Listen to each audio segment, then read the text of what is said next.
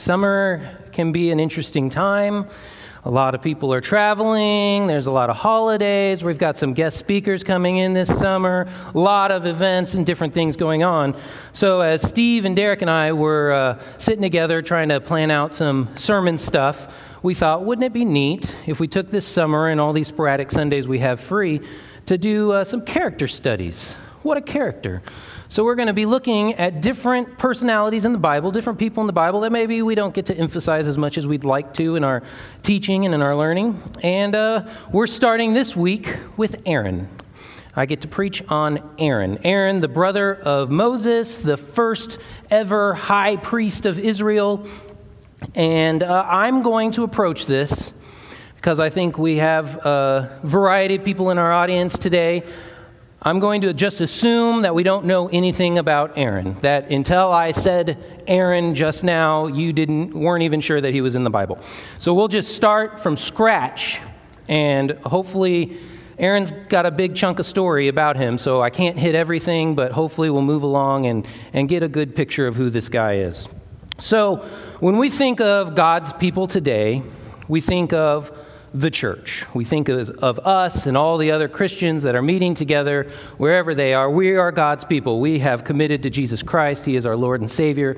And so that's who we are. So that's how God's people were defined in the New Testament after Jesus' death, burial, and resurrection. His people established the church. We're God's people.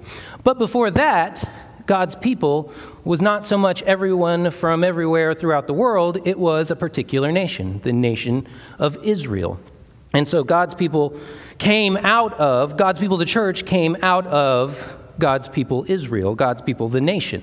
Now, God's people, the nation of Israel, started out as God's people, a particular family, the family of Jacob. God changed Jacob's name to Israel. Jacob had 12 sons. Those sons had big families. The families grew until it became a nation. Jacob and Jacob's family, God's people, the family, came from God's man, Abraham. Abraham, really old guy. His wife couldn't have kids. He didn't have anyone coming in after him, and God made him this promise that your descendants are going to be as numerous as the sand on the seashore, as numerous as the stars in the sky. And so he had a son, his son had a son, and his son had 12 sons. Those folks grew their family until it became this nation. Why do I say all that? Because Aaron's story kind of lands right here smack dab in the middle of the transition from God's people, the family, to God's people, the nation. God's people, the family of Jacob, had moved into Egypt, and they had a lot of kids and a lot of family. They had a good relationship, but they ended up staying in Egypt for a really, really long time. And by the end of it, when they were ready to come out of Egypt, they were a nation. So that's kind of our backstory of where Aaron falls. Now, as we go through this discussion of Aaron, I would like you to keep in mind a particular verse in Peter's letter to the Christians in 1 Peter, and it comes from chapter 2, verse 9. So as we're going through Aaron's story, I would like you to look for some similarities between our relationship as Christians as Aaron's relationship to God. Our relationship to God, Aaron's relationship to God. And so that verse is, "But you are a chosen people, a royal priesthood, a holy nation, God's special possession, that you may declare the praises of him who called you out of darkness into his wonderful life." So just try to keep that in mind as we talk about Aaron. Now, Aaron's life spans pretty much the entirety of the books of Exodus, Leviticus, and Numbers. And there is a lot that is going on in those large books. So we can't cover everything about Aaron. So what I would like to do is I'd like to focus on 4 major scenes in Aaron's life. And that will hopefully give us a good rounded picture of who Aaron is, who he is in his relationship to the nation of Israel around him, who he is especially in his relationship to God, and how God used him. Because I believe that God used Aaron to be a part of God's big story, God's big plan. But I also believe that God is looking to use each of us in that story as well. So as we consider Aaron and consider the ups and the downs in his life, it's quite a roller coaster. Let's think about our lives, the mistakes we've made, the good things we've done. How is God using us? How would God like to use us that maybe we can work a little bit better with him? All right, so 4 scenes. Scene number 1, and I'm going to try to move through these quickly because there's a lot of information here. Scene number 1 is the burning bush. This scene shouldn't have anything to do with Aaron. Let me give you a backdrop. So Moses is kind of the chosen child. God's people have been in slavery to Egypt for 400 years. They went in on good terms with the Pharaoh. That Pharaoh died. Another Pharaoh came in. He didn't like how big they were getting. He felt intimidated, so he put them all into slavery. 400 years later, we have Moses. Moses was supposed to be put to death, but his mom hid him in a basket by the Nile. The princess of Egypt, Pharaoh's daughter, sees him in the basket, thinks he's adorable, saves him. So he's got this privileged life, Moses does. He's not working the slave life like everyone else, but he still feels for his people. He's still an Israelite. And so one day, he's 40 years old. He's on good terms with Pharaoh and the Egypt royalty, but until this day, because one day he sees an Egyptian beating one of his fellow Israelites, the slave, and he looks to the left and looks to the right, and he puts this Egyptian to death. Well, Pharaoh finds out about it. Pharaoh finds out about it and wants to put him to death, and so Moses goes on the run. So at 40 years old, Moses is running away. We're supposed to be talking about Aaron today, right? Moses has run away, and he moves off to Midian. He gets married. He becomes a shepherd. He settles down. 40 years after that is where our story picks up with Aaron. Because 40 years after that, God has finally decided it's time to let his people go. He's heard their cries, their suffering. He's ready for them to move on out of Egypt and be their own people, go to the promised land. And so he's decided Moses is the man to do this. He goes to Moses. He appears to him in the form of a burning bush. The bush doesn't burn up, but a voice is coming from the bush. And he says, Moses, you're my guy. I'm going to send you to Pharaoh. You're going to perform some miraculous signs. You're going to do a lot of miracles. A lot of wonderful things are going to happen. He's not going to listen to you right away, but eventually he's going to decide that he's going to let my people go, and you're going to be my spokesman. Really great opportunity for Moses here. Moses says, I don't think so. I'm not sure that I'm the right guy for this. I'm not a good speaker. What if the people don't listen to me? I just don't think so, God. No, thank you. So God is a little ticked off with Moses. And he's like, okay, who gave you your voice? I'm going to be with you. I am God. This should be fine. Why aren't you trusting me? But finally, at the end, he's like, okay, you don't want to go by yourself. How about your brother Aaron? I know he's a good speaker. What if he goes with you and does all the talking? And Moses is like, okay, if my brother goes with me, I'll go. Now, Aaron's 3 years older than Moses, so as a younger brother, I can relate to letting my older brother do the talking for me. That's much more comfortable. So he finally decides to go. He decides because Aaron is now involved. So Aaron is like God's backup plan. He's not even really supposed to be a part of this thing. But because Moses wasn't willing to go, we get Aaron. Aaron gets to do a lot of neat things because of this position that he's been put in. A lot of things that I sometimes forget, and I want to think that Moses did these things, but like throwing his staff down and it turns into a snake, and then the Egyptian magicians throw their staffs down, and they turn into snakes, see, it's no big deal, but then his snake eats all of their snakes. That was Aaron. Aaron threw down his staff. Bringing the plague, there were 10 plagues brought on Egypt to convince Pharaoh to let those people go, let God's people go. The first plague of blood, Aaron held out his staff, and the Nile turned to blood, and all of the water in Egypt turned to blood. The second plague of frogs, Aaron held out his staff over the Nile again, and all these frogs are coming out over the land, filling the place. This was disgusting. The plague of gnats, Aaron takes his staff and strikes the ground. The dust flies up, and it turns into all these gnats. Gnats are everywhere. It's the most annoying thing you could possibly deal with. So Aaron got to do a lot of things, and I think a lot of it was Moses was kind of building up to step into the position, and Aaron was good at helping him to do that. So the thing I want to take from this first scene, the scene of the burning bush, is that Aaron was really only a part of this thing because he happened to be Moses' brother.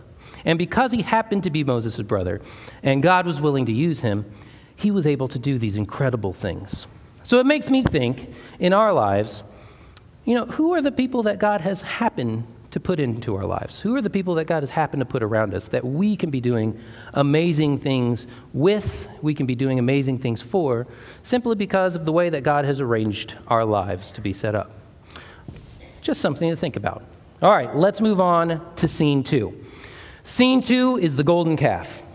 Now, there has been a lot going on. This is after Aaron and Moses have appeared to Pharaoh. They've done the 10 plague thing. Pharaoh's like, finally, okay, fine, you guys can leave. I'm going to let you go. They start to leave. Pharaoh changes his mind, chases after them. They part the Red Sea. The people go through the Red Sea. Pharaoh's army comes after. The water crashes down. They are finally free of Egypt. They are on their way to the Promised Land. But before they get to the Promised Land, God's got some laws he wants to share with them. He says, you're going to be my people. You're going to live by a certain standard. So they stop at Mount Sinai, and this is where they get the 10 Commandments. And a little while later, after they get the 10 Commandments, there's this neat opportunity where God invites Moses and Aaron's 2 sons, and 70 elders of the people. He invites them up the mountain, Mount Sinai. And the Bible tells us in Exodus 24 that these men got to be with God. They were like at God's meet and greet. They were at a party with God where they actually described his feet standing on this platform of lapis lazuli. The guys ate and drank, and they were with God, and the Bible explains that God intentionally did not put them to death, because if God's so amazing, if you see God, you're supposed to die. But they didn't die, so they got this amazing privilege. Aaron got to be a part of that. So Aaron's heard the 10 Commandments. He's gotten to be with God. God sends everyone down the mountain, and then he calls Moses back up. And he's got a lot more details of the law to give to Moses. So Moses goes back up to the mountain by himself. Everybody else is down just camping out. And Moses is gone for 40 days. Near the end of this 40 days, the people are getting restless. They all come to Aaron and say, Aaron, we need you to make some gods for us. As for this guy Moses, we don't know what happened to him. So, a little over a month after being with God on the mountain, after hearing the 10 Commandments, Aaron is faced with this choice. So what does he do? He says, okay, gather your jewelry and all your gold and give it to me. And he gets all their gold, he melts it down in the fire, and he forms it into a golden calf. Now,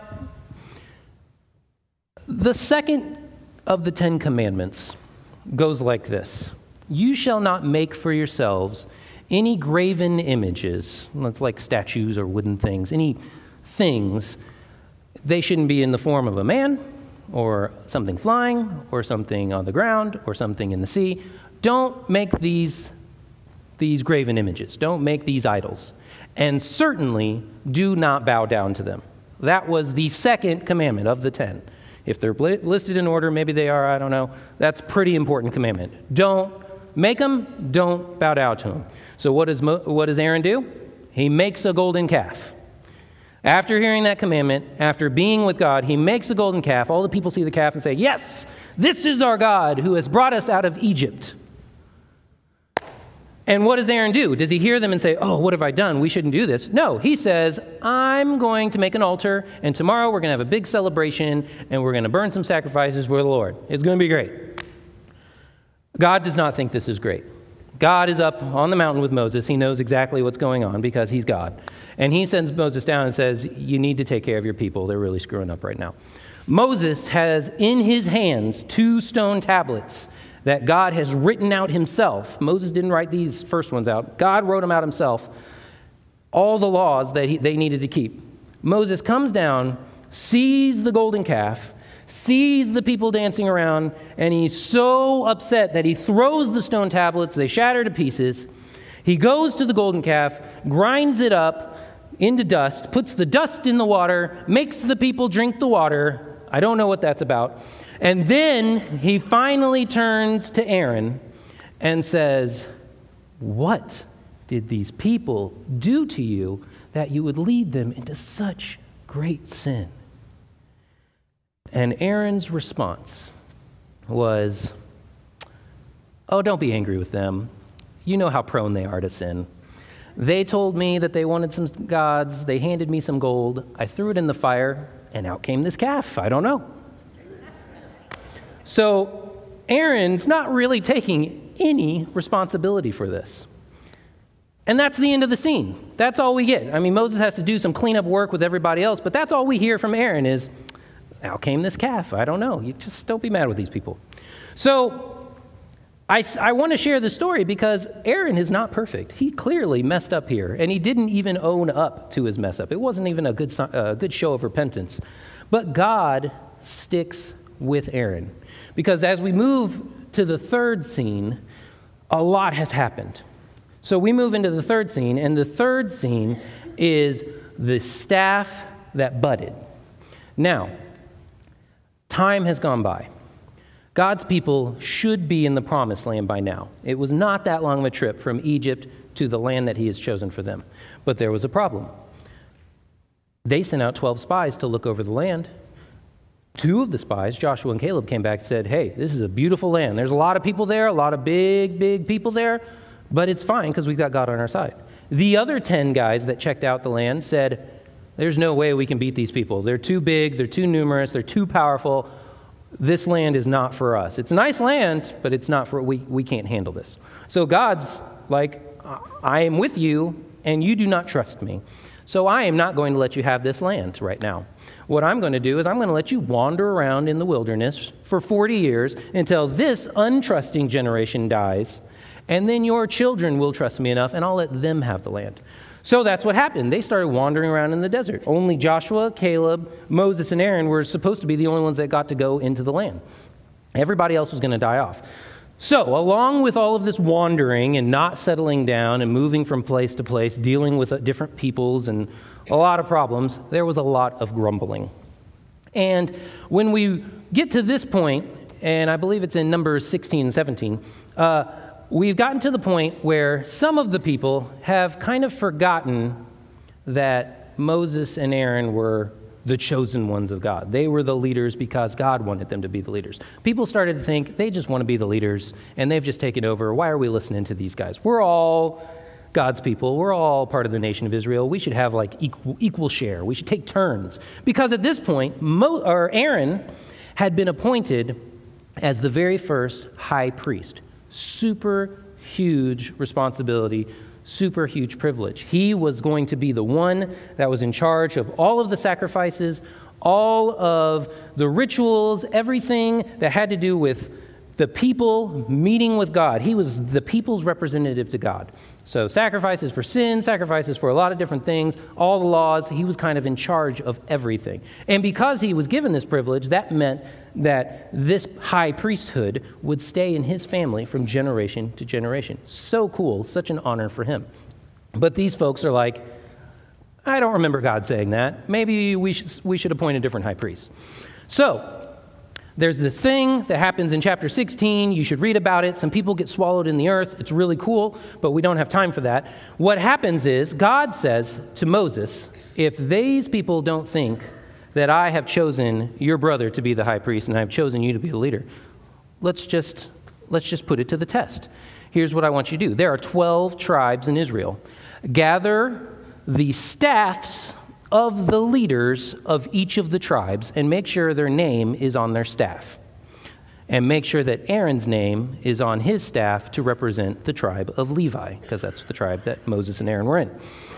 So he gathers the staffs. He lets the people know. God says, if you have been chosen to be God's representative, to be the leader, to be the man, then your staff is going to start growing some little sprouts on it. It's going to grow like it's alive. And so they said, "Okay." So they took the staffs, they set them before God, they went away, they came back the next morning. Aaron's staff had been chosen by God. Big surprise. We knew that God had already chosen Aaron. But when he picked up his staff, it had not only sprouted, but it had budded, and it had blossomed, and it had grown almonds on it. His staff, the staff that he used to turn into a snake earlier. It had grown almonds on it.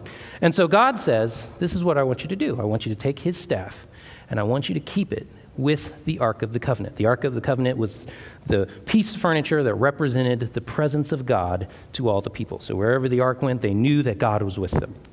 God's everywhere, but that was the physical representation that they had to remind them of God's presence. And he said, keep this staff with the Ark of the Covenant. Keep the representation of Aaron with the representation of God so that everybody through generations can remember Aaron is my man. So, this is a pretty cool thing. God has seen Aaron in his low times with the golden calf, and Aaron probably doesn't want to talk about it. And now he sees him with all of this opposition around him, and God doesn't go with the flow. He doesn't go with the popular opinion. He sticks with his decision. He sticks with his man Aaron, and he backs Aaron up. So that is our third scene. Now we're going to move into the fourth scene, and this one is kind of sad. I think it can be kind of confusing. Scene 4, we're going to call it Meribah and Hor. Meribah is a place that they named Meribah, and I'll explain it when I get into it. Hor is a mountain that's nearby. So, the people, again, are still wandering. Aaron is still the high priest. They're getting closer and closer to the time that they can finally go into the promised land. But they've wandered into this remote area, this desert area. There's no water. And once again, the people start grumbling. Why did you bring us out of Egypt? Why didn't you just kill us off with other people? Why did you bring us out here to die of thirst? What are we doing out here? Grumble, grumble, grumble. So Moses and Aaron go to God. God gives them the instructions in 3 steps. Step number 1, take the staff. Step number 2, gather the people. Step number 3, I want you to speak to that big rock over there, and that big rock is going to produce water. It's just going to be a new source of water for everyone. Everyone will be hydrated. Everyone will be happy and satisfied. It'll be great. So Moses and Aaron follow the steps. Step number 1, they took the staff. Step number 2, they gathered the people. Step number 3, they spoke to the people and they said, you rebellious people, you need us to bring water forth for you. And then step number 4, they took the staff and they struck the rock twice. Now water came out. All the people were satisfied, they were hydrated, everything was okay, but they didn't follow God's direction. They kind of took matters into their own hands. The way they said things kind of made it sound like they were giving the people the water, not God was giving the people the water. So God lets the people have their water because they need the water. But then he talks to Moses and Aaron and says, you guys didn't trust me. You didn't show to the people that I'm holy. You rebelled against me. You decided to take matters into your own hand and do it your own way. I still handled things. I still gave the water. But you guys left me high and dry. You did your own thing. What's up with that? And so God tells Moses and Aaron, because you've rebelled against me like this, you do not get to enter the promised land. That's a big one. That's a big deal. They've been traveling for 40 years waiting to get into this promised land. But now, because they took matters into their own hands, they rebelled against God. And if you read it, it reads so quickly. Some of these other issues with people and reverence towards God, some of them, they take a lot of time to explain. And this is pretty quick. And it's like, whoa, just for that? They don't get to go to the promised land? Wow. But it tells me we need to take God's instruction seriously. So the people move on. They call it Meribah because Meribah means quarreling, and it was in that area that they quarreled with God about the water. So they called that area with the rock flowing the water out, they called it the waters of Meribah. So they move on. They start to pass Mount Hor. Mount Hor, they stop, and God tells Moses, take your brother Aaron and take Aaron's son Eleazar up the mountain because Aaron is going to die. They take him up the mountain.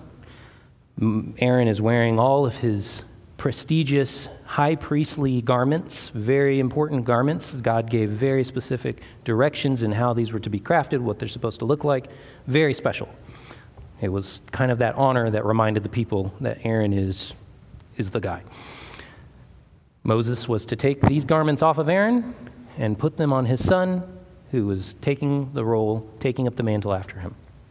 He removes the garments from Aaron, puts them on Eleazar. Aaron dies. Moses and Eleazar come down the mountain, let everyone know that Aaron died, and they mourn for him for 30 days. It's kind of a sad story. It's kind of a sad way to go. It reminds me that, sometimes we have our hopes and dreams. We want to accomplish these big things. We want to make it to the promised land. And sometimes it just doesn't work out. But what I really like about that scene in Aaron's story is the way that God finished things with him. He was still faithful to him because Aaron didn't just die. He didn't just plop over suddenly, unexpectedly. He got to know that he was going to his death. And he got to see that his garments, his role, his position was being passed on to his son. I don't know if there's a better death than that, getting to see your son take up the mantle after you. So I think that even in his death, God honored Aaron, and he showed his support and his love for Aaron. Aaron made some mistakes. The mistakes, he had to deal with the consequences of those mistakes, but God was still with him. And so that's the fourth scene. That's the end of Aaron's life. And as we consider Aaron, and there's a lot of things that I would invite you to go and read. There's a lot of things in Aaron's life that we couldn't cover today. But as we conclude here, I'd like to go back to that verse that I asked you to consider before. Because now it comes to us. What do we do with Aaron? What do we do with God's relationship with Aaron? Aaron was chosen by God. He was not perfect, but God used him to do big and great things. We are not perfect. But what does 1 Peter 2:9 tell us? We are a chosen people. We are a royal priesthood, like Aaron. A holy nation, like God's people in the Old Testament. We are God's special possession, that we can declare the praises of him who called us out of darkness into his wonderful light. That's what we get to do. We get to declare God's praises because God is so, so, so good. And not everybody realizes that, but we get to be the ones that share it. We get to be a part of God's big story.